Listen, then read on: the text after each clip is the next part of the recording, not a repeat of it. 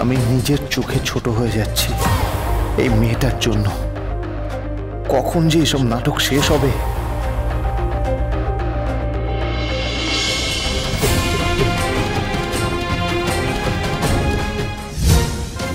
নাও মালা পরাও।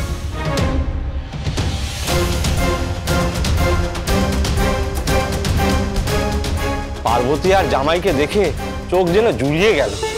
সত্যি এ যেন রাজ্যটক। ঠাকুর যেন এদের দুজনকে এক করেছে।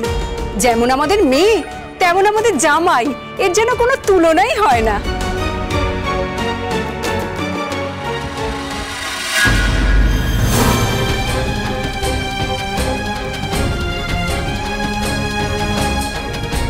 অ্যাটলিস্ট মালাটা তাড়াতাড়ি পরালে যদি তাড়াতাড়ি রেহাই পাই এদের হাত থেকে।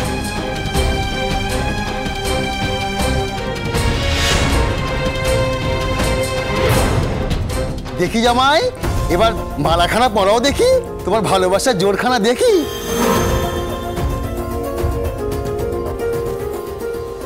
কি তোমরা কি করছো? নামো আমাকে, এটা তো আসল বিয়ে নয়। বাবা পার্বতী, এত চিন্তা বরকে নিয়ে, কি প্রেম রে! দেখেছেন জামাই বাবু, আমাদের বন্ধুর কত চিন্তা আপনার জন্য, কত প্রেম।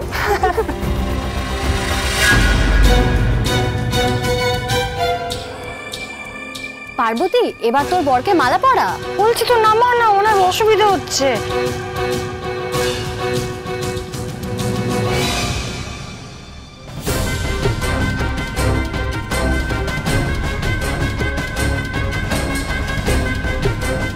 বরের দিকে হা করে তাকিয়ে কি দেখছিস? মালাটা পরা।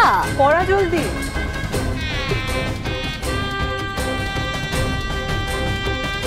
আমি নিজের চোখে ছোট হয়ে যাচ্ছি এই মেয়েটার জন্য।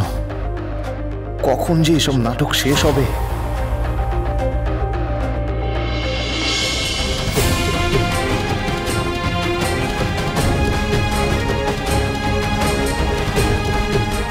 তোমরা দুজনে এবার পাশাপাশি বসো, তোমাদের গাঁটছড়া খুলতে হবে।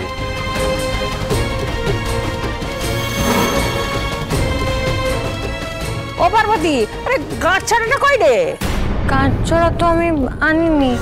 সে কি কথা, গাঁট ছাড়াই আনিসনি? নিয়ে যখন আসেনি তখন আপনাদের যা নিয়ম আছে সেগুলো তাড়াতাড়ি শেষ করুন না। বাবাজি উঠতে নেই, বসো বাবা, বসো বসো।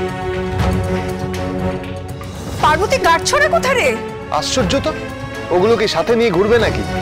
ওটা বাদ দিয়ে যা করার আপনাদের তাড়াতাড়ি করুন, ওটা বাড়িতেই আছে। না না, আসলে আমি তো জানতাম না যে এখানে অক্ষয় তৃতীয়ার এসব আচার অনুষ্ঠান করা হবে, তাই আমি গাঁটছড়াটা আনিনি। তুই এক কাজ কর, ওই শাখা পলা নোয়াটা ঠাকুরমশাইকে দে, ঠাকুরমশাই পুজো করে তোকে দেবে, জামাই তোকে আবার পরিয়ে দেবে।